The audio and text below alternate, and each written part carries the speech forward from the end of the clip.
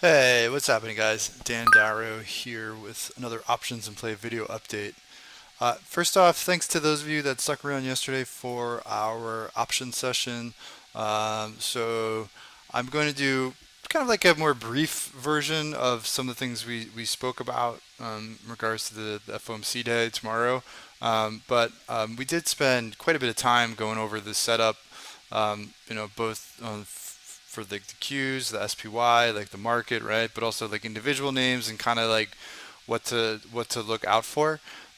So if you weren't able to make it, definitely check that out sooner rather than later because I mean a lot of it was timely for this week ahead of like tomorrow afternoon the FOMC meeting. So um, check it out and let me know if you have any questions. Okay.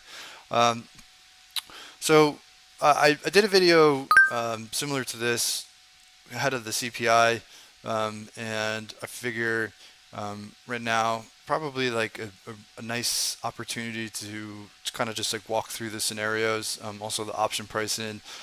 So as of right now, and this can change because the FOMC meeting doesn't start till 2 p.m. Eastern tomorrow, so you have the whole morning. But as of this moment, the straddle on the Qs that expires Wednesday, so the 21st, is priced in at about 7 points. The straddle on the Qs that expires Friday, which is September 23rd, is priced in about 10. Okay, on the SPY, the straddle that expires tomorrow is priced in about 7.5, and then the straddle that expires on Friday for the SPY is priced in about 10.75. So that's September 23rd expiration. So that's two full trading sessions after Wednesday. All right. Um, Now, the last three sessions on the Qs, the last three FOMC day sessions on the Qs have been huge events. It is this day here, it was this day here, and it was this day here. So we have moved about 11 points. So from the close the previous day to the high of that session, 11 points here as well. So the close previous day to the high that session, and then in July it was about 14 points from the close the previous day to the high during the FOMC session. So we've averaged a nearly 12 point intraday move on the Qs the last three FOMC days. So in May, June, and July. Right now, the straddle that expires tomorrow is pricing in 7 points.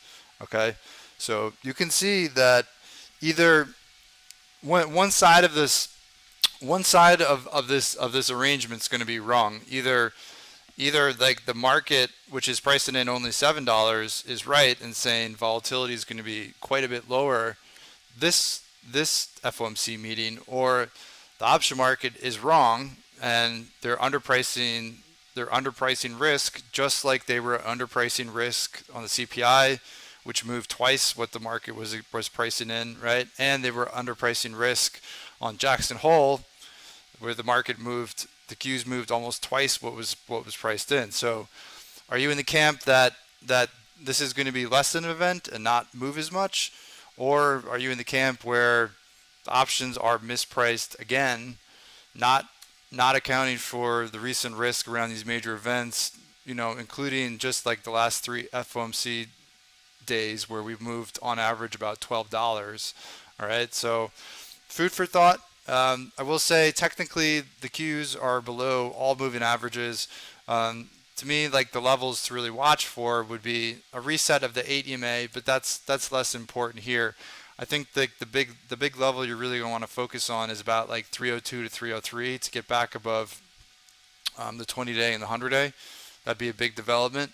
On the downside, it's basically three levels. So it's 280, which is here, about 276 to 275, and then underneath that it's going to be the 52-week low down around 270. All right, so 280, 275, and then 270 on the downside.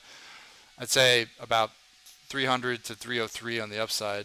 That's going to be like the big spot to keep an eye on. So those are the levels. That's what's priced in. You know, in terms of what happens, well, now it's just a wait and see. So I like to have like levels mapped out on both ends. So on the upside, on the downside. Again, I mean, I like to focus on what the options are pricing in, what it's done historically. Does that leave room? Are options priced too high or options priced too low? Right? You can make the decision for yourself, but I told you what we've moved the last three FOMC meetings, and I mean, you could see what we moved just on the Jackson Hole conference day and the CPI last week. In basically both cases, the market was significantly underpricing the potential movement. So what camp are you in, right? The SPY setup, very similar. I personally focus a little bit more on the Qs. That's why I talk through the Q setup. But the SPY setup is very similar. Also, the option pricing is very similar as well. So if you're focused more on the SPY, then I will say that the setup is pretty similar too. Okay. So anyway, we'll see. By 4 p.m. tomorrow in the market close, we're gonna have a pretty good idea of which direction we're heading, and good or bad. I just hope there's some good trading, good tradable action. Okay. So if you like this video and you're looking for more information about trading events with options, please follow up with the link in the description of the video for more information on options to play. Have a great night. Stay well, and I will talk to you all